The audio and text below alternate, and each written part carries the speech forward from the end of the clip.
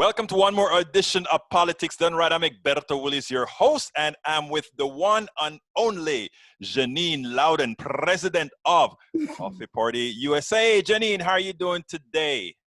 I'm doing well, Egberto. It's going to be a cooker here, and I hear it's going to be even worse where we are. Oh, yes, yes. But you know, we're used to it here. Over there, you guys are not. No. We would call this late August weather. Usually there's this sort of wave. I'm in Oregon. I'm in the Willamette Valley of Oregon. So we usually don't hit this kind of temperature until... Let me tell you, Jenny, before we even get into the stuff that I want to talk to you about, Sure. tell me about all these goons in Portland from the federal government that's kind of really making us look like a fascist state. What's your thoughts on that? Well, from our point of view, it's terribly frightening, and it's very frustrating because, great minds are looking into what does it take to end this occupation by what looks like federal mercenaries here. You probably know, you may or may not have heard about Portland before. We've got a huge activist community, meaning, the George Floyd Memorial, tens of thousands of people show up. And of those tens of thousands, there are a handful of folks that call themselves anarchists, and they do anarchist things. And then there are more right-wing militia types. Well, no, they're overtly militia types. And they show up anywhere rallies happen, and they show up anywhere, certainly the anarchists are going to show up, where the drumbeats have gone out that they're showing up. And to the point where there's been hijinks, so to speak, where you're now, it's a big anarchist gathering at this park. And then only the right-wing militia shows up. It's like, it's like saying, what if you threw a street fight and nobody came? So it's a very predictable equation here. Things got tough after, as you know, the demonstrations here have been ongoing ever since June 1st, around then. And people here know how to deal with the fact that ultimately the anarchists and the militia go at each other. And again, I cannot stress enough, tens of thousands of people. But those folks are now being called rioters. The group is being called a mob because there are a few bad eggs, right? And, Governor Brown, well, the whole decision to bring in these people is Governor Brown calls it political theater, and that's all it is.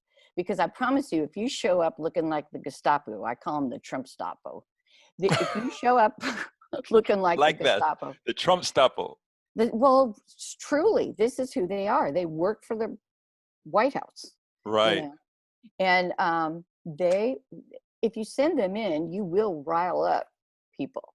And that's all they've done. And so it's like what did they used to call it? It's self-fulfilling prophecy. Yes. You can create what you want by doing what you shouldn't do, or what you would have to do if the thing actually happened.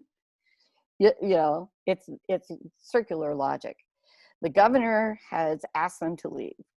The mayor has asked they leave. As a matter of fact, I think the last thing I read, the mayor said, if you step off federal property, we will stop you. Because the thing is, they have every right to protect federal property. There's some in Portland. The scale of things here in Oregon is so much, you can't compare Portland and Houston. You can't compare Portland and, even Washington, D.C. So anyway, the mayor says now, if you step off federal property to protect federal property, we're going to come get you. Now, what that means, I don't know. And frankly, I wasn't looking this morning on purpose because I didn't want to come to this interview livid. Right. But it truly is not only, unrequested assistance, which actually makes it interference. But it's also legal in a lot of ways. The great minds are all checking this out. And it's interesting. The law is a little bit of black, a little bit of white, and a whole lot of gray, you know. And so the interpretation, I think this is a test run for this particular strategy.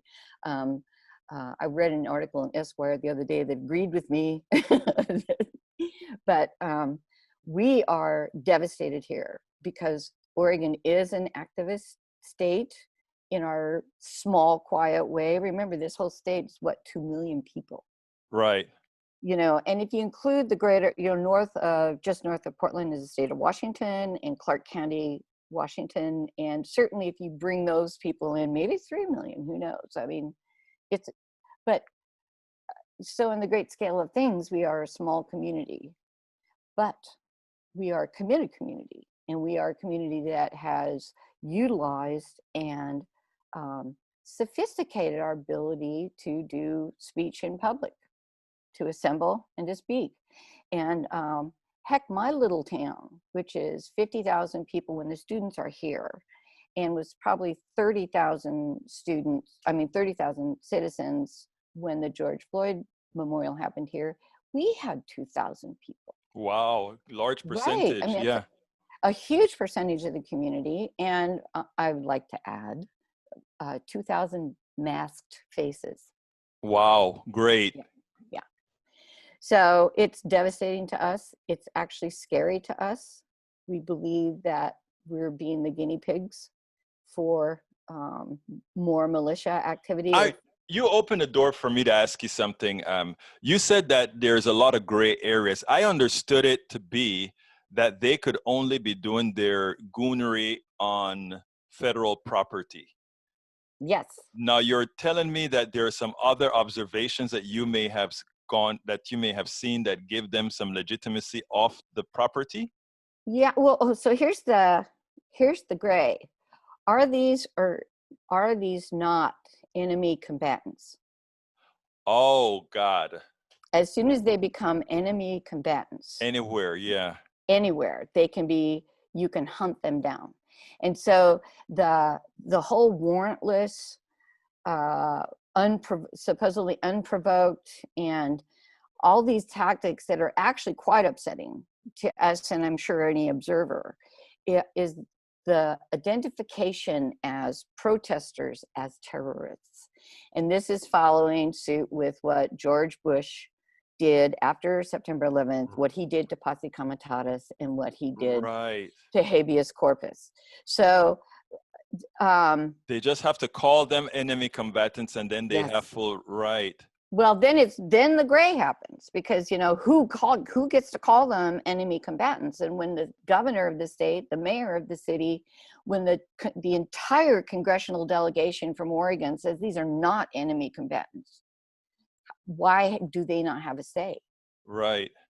Right. Oh, I mean, there's probably 10. I would say there's probably 10 enemy combatants in Portland. Right. Seriously, they show up at everything. And frankly, you know, there was a murder on a light rail a few years ago by folks that might fall into the terrorist category. But to do this to a major Northwest city because of 10 people, I don't think so. And the crime so far, and the mayor is quick to point this out, the crime they're guilty of is graffiti.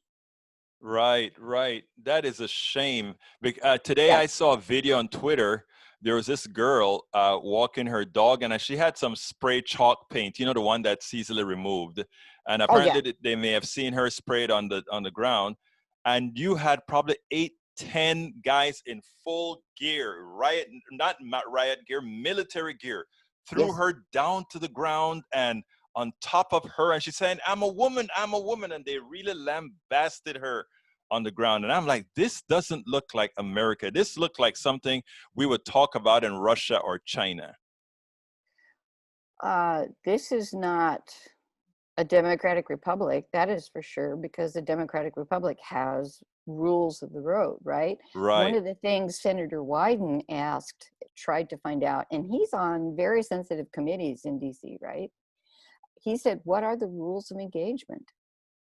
What's your guideline? They said, it's in a book somewhere. Maybe it was Merkley that had told this story, but the point remains, our senators in Washington cannot get the rules of engagement.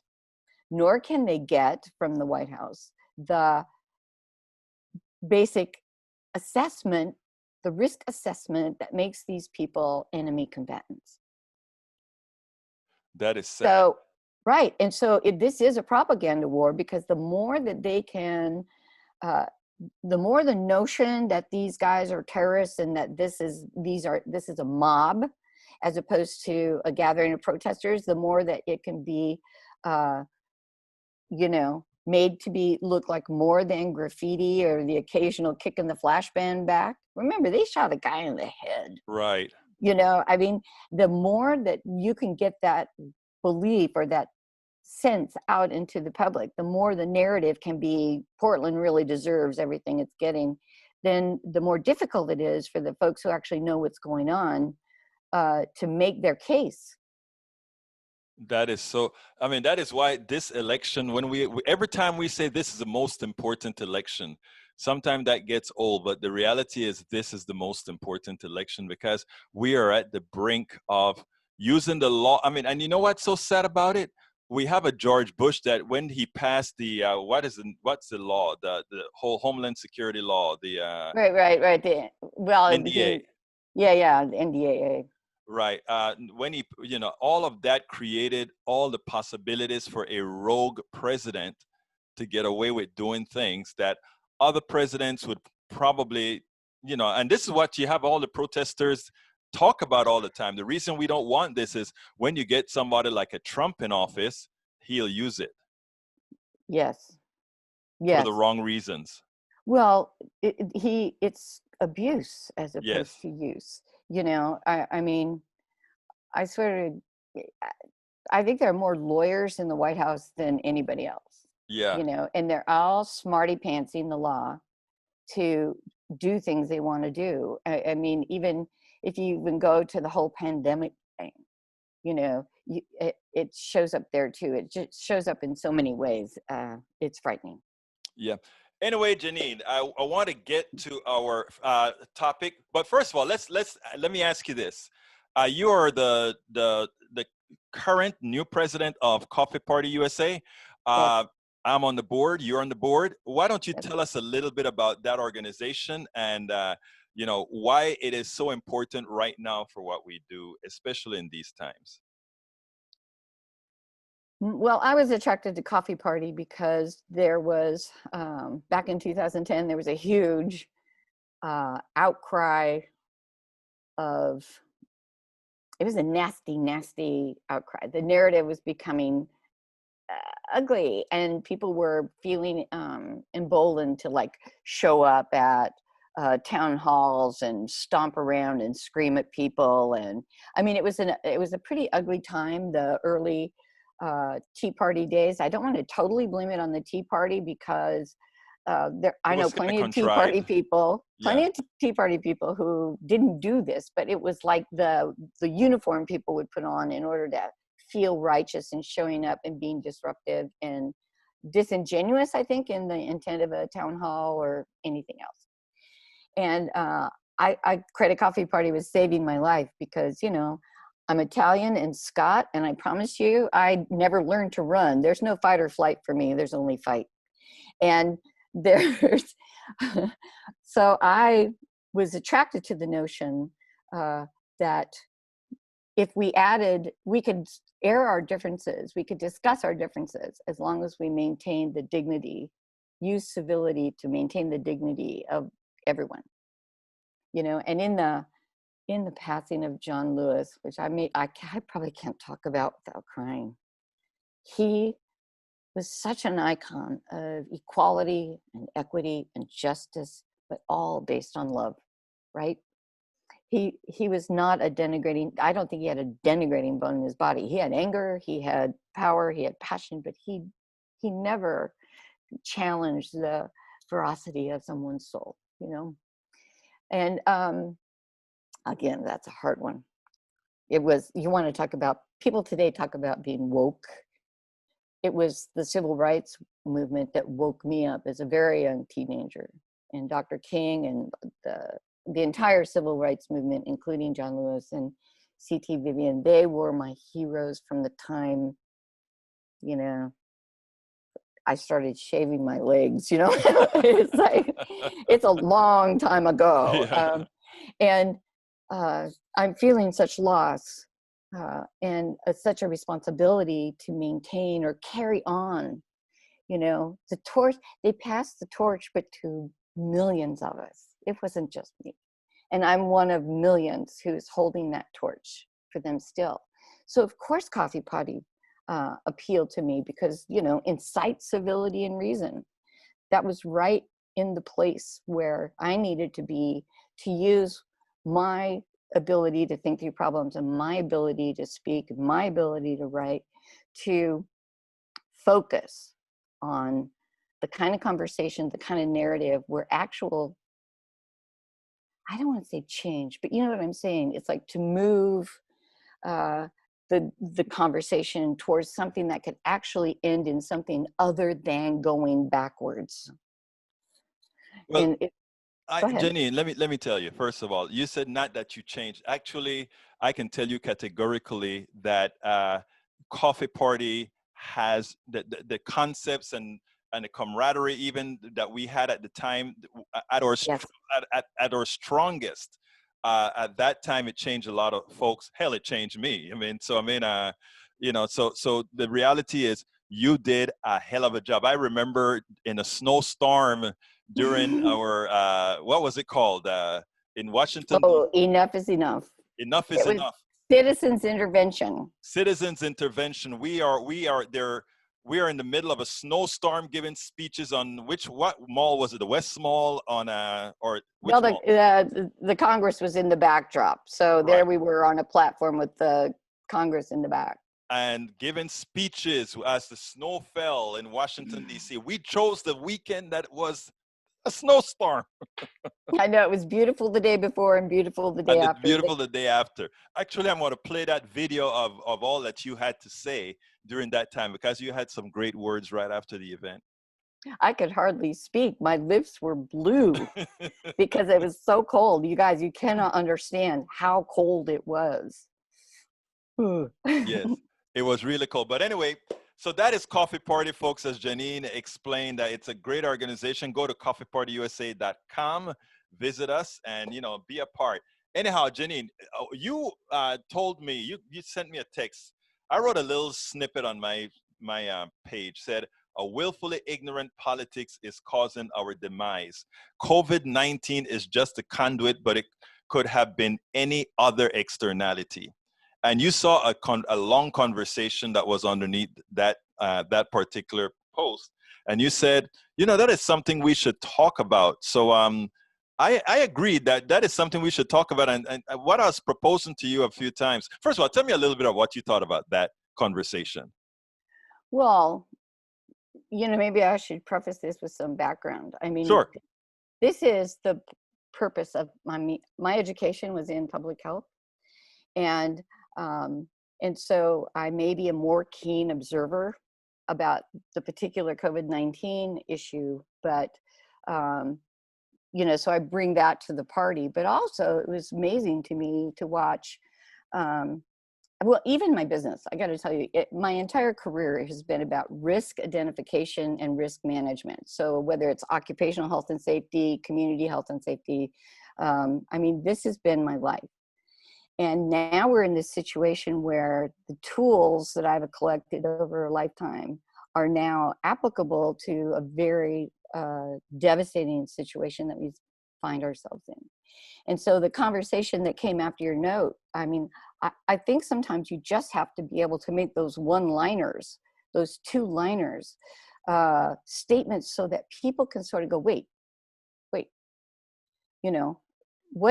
what is this? Because again, the narrative is massive, and it's so it frightens me so much that it is so inauthentic and based on nothing. And then the differences you hear in the narrative from one person or another get blamed on things that don't even play into the story. So for example, do you believe Dr. Fauci or do you believe President Trump? What the heck does that have to do with anything? Seriously, I concur with Dr. Fauci. He's frankly never recommended anything that was beyond public health 101, communicable disease management 101, epidemiology 101. I mean, everything that he's tried to do for the community has been about how we as individuals protect ourselves long enough for medical science to catch up with the pathogen and know A, how to identify it, B, how to treat it, C, how to prevent it, right? And so there's a part where, you know, if you're a cattle rancher and you have a sick cow, you take them out of the herd, right? Everybody talks about herd immunity. They forget about herd segregation.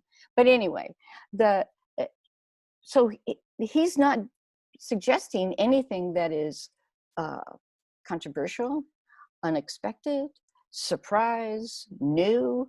It's all standard. What do you do when you're up against an itty bitty critter that likes you and for which you have no defense?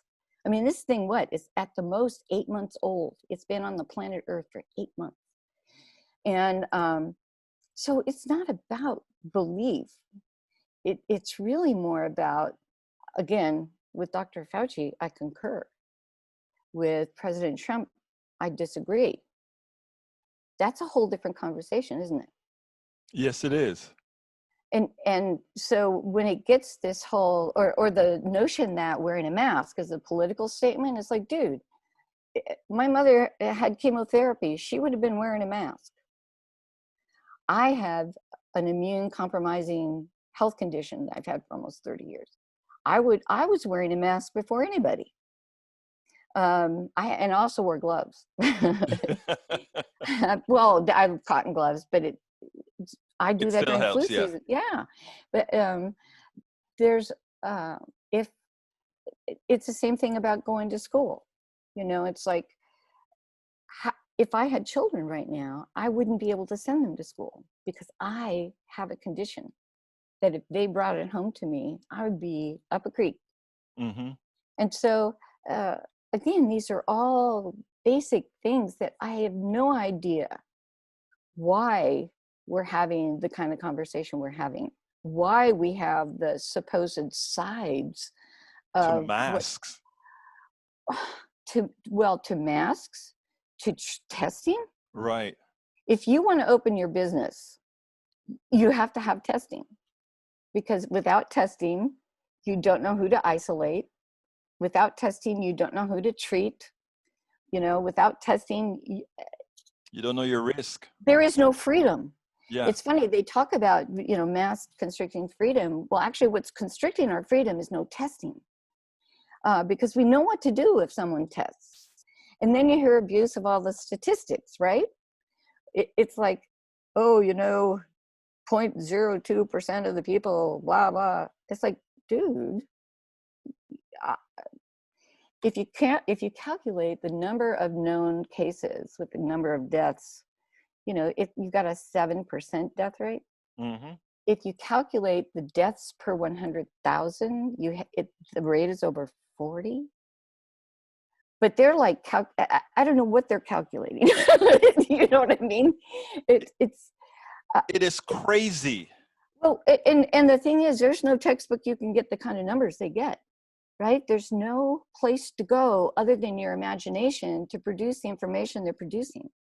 And I don't understand the power in refusing to just embrace the fact that we have to know whether or not we have the illness, to know, and whether or not you have the illness, right? We have to know who to separate, treat, you know, and you know, Jeanene, clear them, as opposed to, you know, who are we protecting ourselves from? And to say that we need to protect ourselves from no one when so few people out there know whether or not they have the illness, that, where is the sense in that? Where's just the logic? And so I feel betrayed in that sense. It's like any undergrad in health, human health, would know these answers. Anyone. And you know, that it is important. And by the way, you talk about your work and how you do things, and I think that is the reason that you know you're here talking about this. But also, that is the reason why we have so many of these stories on Coffee Party, yeah, the Coffee Party USA Facebook page and website. And again, the reasons are these, right? There, in the world of the internet, you have to saturate the internet with more good information than those who are putting conspiracy theories out there, because search engines aren't the smartest animal there is right now. And the No. only way to do it is to have a lot of good people putting a lot of real, truthful stuff out there. Um, Now, one of the reasons, Jeanene, that a lot of people give me hell for my conversations on Facebook and elsewhere because they think I give the right wing too much time. They think I give the right wing. I talk to them in too much of a long conversation. And what I try to explain about things, both on Facebook, the internet, and other places, is when you're talking on these forums, you're not just talking to the person you're talking to. You're talking to everybody, and in talking to everybody, you can have people who have logic see how their own logic may have failed. You want to kind of expand on that as far as what you do? Well, sure. I mean, so the Facebook page, if you want to speak to Facebook specifically, I mean, we have over 1 million followers. There's no way that all of those people think the same. The way they're, and you know, if you look in the back page of Facebook, you see the demographics. They're all ages, they're all genders, they're all, you know what I mean? It just really a lot of different kinds of people. So it would be silly of us to be overly targeted. But the other thing is, a lot of what I post is source information or background information. In other words, if you want a good article about what actually happened in 1918 with the flu pandemic, here's a great one from the National Archives, right? Or some history site. Or, you know, in other words, I try not to just always be, here's what's showing up on these 6 outlets, right?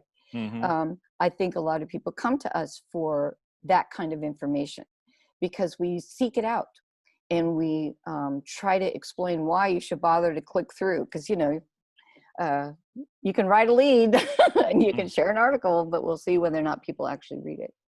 I think it's important to acknowledge that a lot of good people, thinking people, educated people are being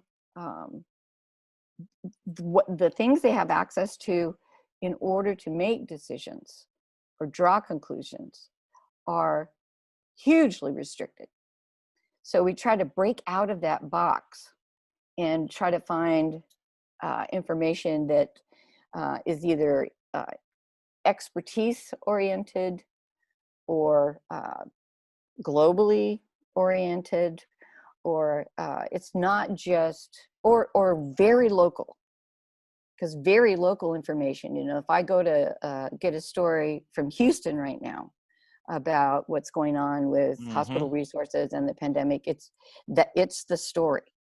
There's very little spin right now. Right, right. Or if you go to the Portland outlets, and Oregon Public Broadcasting is based in Portland, so we're getting tremendous reporting. Absolutely, about the goons, yeah.